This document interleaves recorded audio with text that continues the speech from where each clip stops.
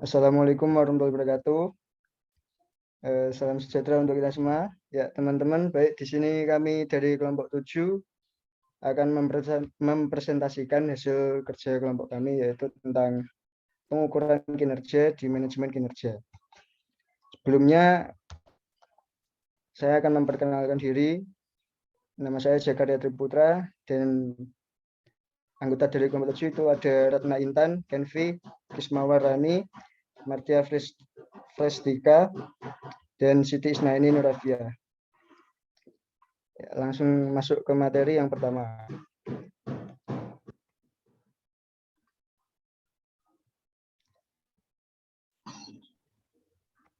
Yang pertama, desain sistem pengukuran kinerja.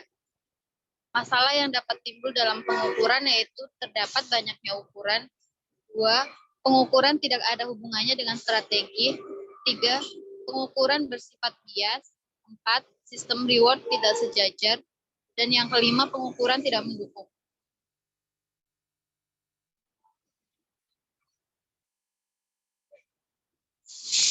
Satu, dasar ukuran kinerja. Ukuran kinerja merupakan sasaran organisasi. Ukuran ini memberikan pengukuran yang jujur tentang progres atau prestasi individu dan tim. Yang kedua ada kriteria ukuran kinerja. Kriteria ukuran kinerja ada beberapa poin. Yang pertama ada dikaitkan dengan tujuan strategis. Yang kedua ada relevan dengan sasaran. Yang keempat fokus pada output.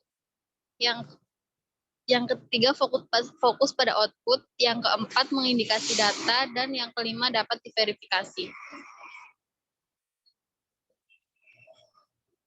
3 karakteristik. Karakteristik desain pengukuran ada secara akurat mengukur variabel kunci kinerja, yang kedua ada termasuk basis komparasi, yang ketiga dikumpulkan dan didistribusikan berdasarkan waktu, yang keempat dapat dianalisis secara makro dan mikro, yang kelima tidak mudah dimanipulasi untuk mencapai hasil yang diinginkan.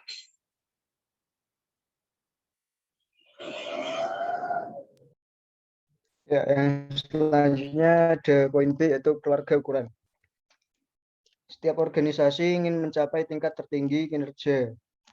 Untuk itu selalu diperlukan tindakan secara berimbang dari semua variabel yang mempengaruhi kinerja. Mereka harus membagi usaha di antara faktor kinerja sehingga jumlah waktu yang dipergunakan untuk masing-masing optimum, walaupun tidak harus sama. Karena perusahaan harus bekerja dengan sejumlah variabel kinerja kunci, ukuran kinerja tunggal jarang mencukupi sehingga diperlukan keluarga ukuran. Mereka berusaha mengukur setiap hal dalam proses mereka mengurangi apa yang sebenarnya penting. Keluarga ukuran menangkap kegiatan kunci dan output penting bagi organisasi. Dengan demikian, untuk menciptakan sistem pengukuran kinerja dapat dilakukan dengan terlebih dahulu menentukan tipe informasi terkait dengan kinerja yang diperlukan yang dapat membantu mencapai tingkat kinerja yang diinginkan. Baru kemudian dikembangkan keluarga ukuran yang relevan dan dapat dipergunakan. Kemudian ada klasifikasi ukuran kinerja, yaitu yang pertama ada produktivitas, yaitu merupakan hubungan antara jumlah output dibandingkan dengan sumber daya yang dikonsumsi dalam memproduksi output. Ukuran produktivitas misalnya adalah output sebanyak 55 unit diproduksi oleh kelompok yang terdiri dari 4 orang bekerja dalam waktu seminggu. Yang kedua ada kualitas. Biasanya termasuk baik ukuran internal seperti susut, jumlah ditolak, dan cacat per unit, maupun ukuran eksternal rating seperti kepuasan pelanggan atau penilaian frekuensi pemesanan ulang pelanggan. Yang ketiga ada ketepatan waktu. Ketepatan waktu menyangkut persentase pengiriman tepat waktu atau persentase pesanan dikapalkan sesuai dijanjikan. Pada dasarnya, ukuran ketetapan waktu mengukur apakah orang melakukan apa yang dikatakan akan dilakukan. Dan yang terakhir ada cycle time. Cycle time menunjukkan jumlah waktu yang diperlukan untuk maju dari satu titik ke titik lain dalam proses. Pengukuran cycle time mengukur berapa lama sesuatu dilakukan. Misalnya adalah berapa lama waktu rata-rata diperlukan dari pelanggan menyampaikan pesanan sampai pelanggan benar-benar menerima pesanan. Selanjutnya, saya tipe ukuran kinerja. Yang pertama ada sifat ukuran. Tipe pengukuran dapat diklasifikasikan menurut sifatnya menjadi langsung dan tidak langsung, dan menurut caranya menjadi subjektif dan objektif. Yang pertama, A. Langsung, tidak langsung. Pengukuran secara langsung dan tidak langsung dilakukan melalui observasi. Observasi langsung terjadi apabila rater atau pengukuran benar-benar melihat kinerja, misalnya supervisor memonitor secara langsung pekerjaan operator telepon. Kedua, subjektif. Pengukuran kinerja secara objektif merupakan indikator peserta kerja yang dapat diperiksa oleh orang lain dan biasanya bersifat kuantitatif. Next. Yang kedua, hierarki ukuran. Tidak ada satu ukuran kinerja yang dapat mencakup semua aspek kinerja dan dapat dipergunakan di seluruh organisasi. Oleh karena itu, disarankan menggunakan keluarga ukuran yang dapat terdiri dari 4 sampai 6 aspek kinerja yang saling terkait, tetapi terpisah. Dengan demikian, diciptakannya hierarki dari ukuran yang sama. Menciptakan hierarki ukuran kinerja yang sama mempunyai beberapa keuntungan, termasuk sebagai berikut.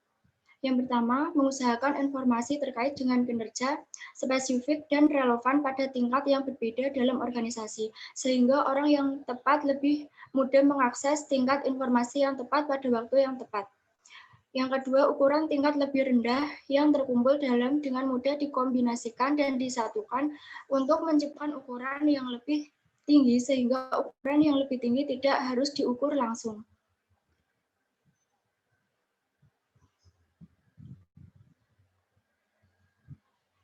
Yang ketiga, lingkup ukuran. Armstrong dan Baron membagi tipe ukuran kinerja berdasarkan pada lingkup penggunaannya. A. Ukuran individu. Ukuran kinerja bagi individu berhubungan dengan akuntabilitas dan ditetapkan dalam kriteria kuantitas, kualitas, produktivitas, ketetapan waktu, dan efektivitas biaya. Dengan demikian, ukuran kinerja individual sangat bervariasi menurut pekerjaan dan tanggung jawabnya. B. Ukuran tim. Ukuran kinerja tim dapat menghubungkan dengan output tim, proses tim, hubungan tim dengan pelanggan, standar kualitas, kecepatan respon, atau waktu pengiriman, manajemen proyek, hasil keuangan, dan pengawasan biaya. Next. Yang keempat, sistem ukuran. Setiap manajer atau atasan ingin mengetahui seberapa jauh keberhasilan bawahannya, apakah tujuan dan sasaran telah tercapai, tetapi pengukuran kinerja bawahan bukan persoalan hitam putih. Tidak seorang pun berhasil atau gagal sepenuhnya. Terdapat tingkatan kinerja yang perlu diukur secara akurat dan kemudian dikombinasikan kepada bawahan. Lawson menyarankan adanya 3 sistem yang dapat dipergunakan untuk mengukur kinerja, yaitu A. Rating system, B. Ranking system, dan C. Narrative system.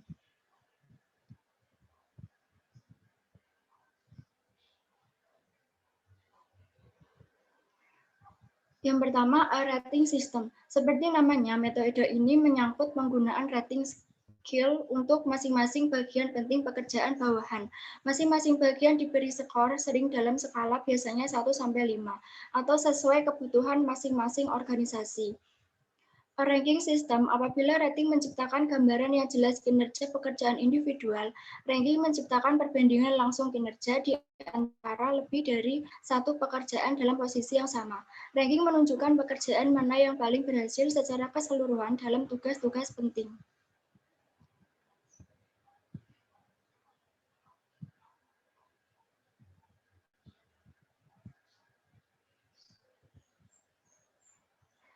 Narrative system.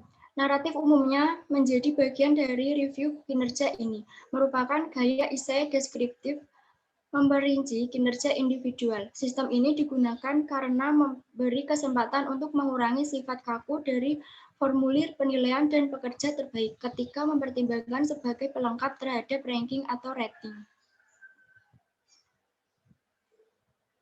Next. Tujuan ukuran. Ukuran kinerja ditentukan oleh tujuannya. Harbour memberikan tipe ukuran lebih mendasar pada tujuan dari penggunaan ukuran kinerja, yaitu sebagai berikut. A. Baseline Performance Measure. Baseline Performance Measure merupakan alat ukur yang paling penting karena menjadi dasar dan awal bagi ukuran lainnya. Menciptakan baseline untuk kinerja sekarang seperti membentuk dasar untuk ukuran kinerja berikutnya. B. Trending Performance Measure. Trending Performance Measure menunjukkan bagaimana kecenderungan kinerja sepanjang waktu dengan membandingkan aktivitas, hasil, atau prestasi dengan ukuran baseline yang telah ditentukan terlebih dahulu.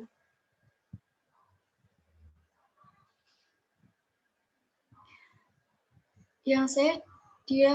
Diagnostic Performance Measure. Seringkali masalah kinerja harus diidentifikasi melalui pengukuran kinerja.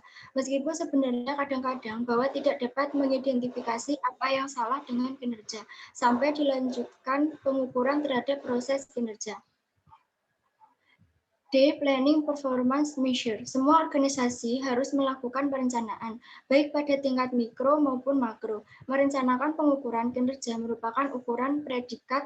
Ukuran tersebut menjawab pertanyaan dengan informasi tertentu dan tingkat kinerja yang lalu. Bagaimana rencana untuk masa yang akan datang? Next.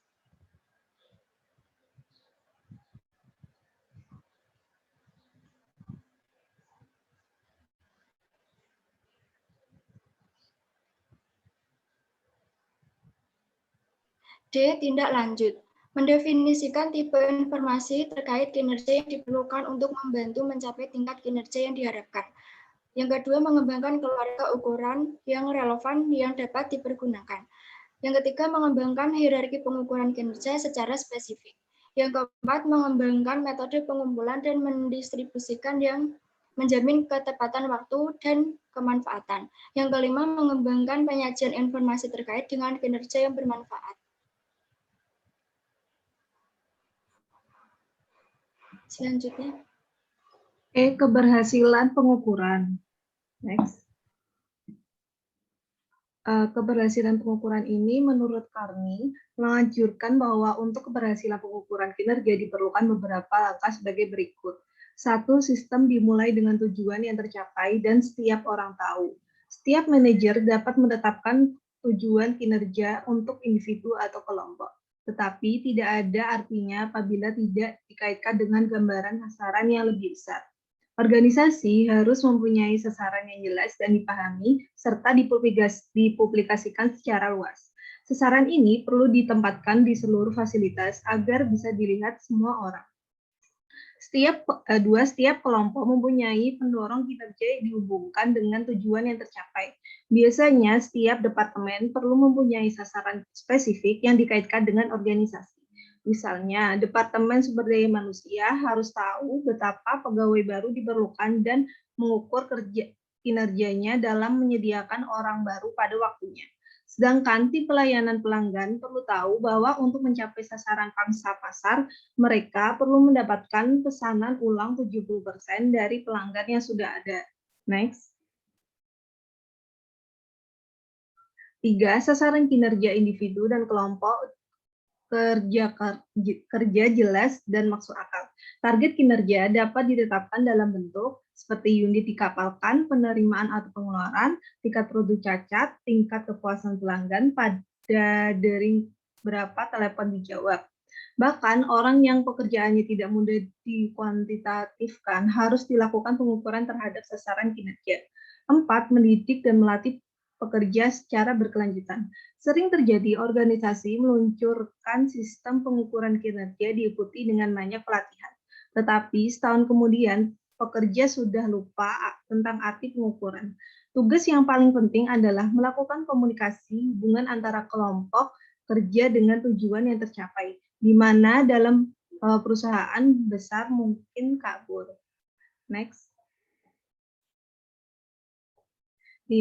Mempunyai sistem yang jelas dan sederhana yang dapat melacak kemajuan terhadap tujuan. Kebanyakan perusahaan telah mempunyai sistem yang sudah berkembang untuk melacak kinerja keuangan, tetapi tidak mempunyai kesamaan metode dalam melacak kepuasan pelanggan, waktu terhadap pasar, atau sasaran strategis penting lainnya. Apa yang dilacak sudah tentu harus dikomunikasikan dengan cara sehingga pekerja melihat dan dapat mengikuti hasilnya. Alat yang dapat berfungsi kuat adalah seperti papan skor yang dapat dibaca di dinding atau layar komputer pekerja.